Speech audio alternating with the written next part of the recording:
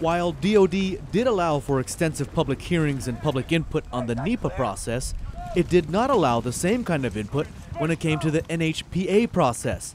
The NHPA is the National Historic Preservation Act. Section 106 of this act requires that DoD consult with the Guam State Historic Preservation Office and allow for public input on its plans for dealing with historic artifacts and properties that it impacts as a result of the buildup.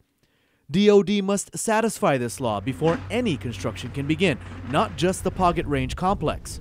Up until just last week, groups like We Are Guahan, the Guam Boonie Stompers, Fuetsin Famalawan, the Chamorro Tribe, and the Task Force on Decolonization were not allowed to participate in the consultation process. We Are Guahan member Levin Camacho says these groups were eventually involved, but it was simply way too late in the game.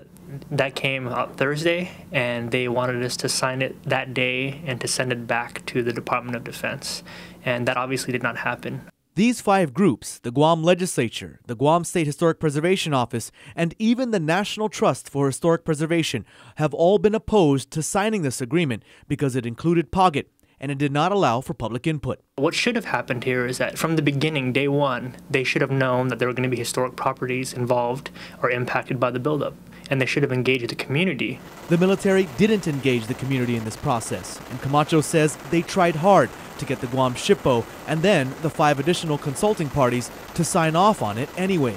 They have to actually engage us. Don't tell us what you're going to do. Engage us in discussion, and let's figure out if it's possible to put it somewhere here on this island, at a minimum.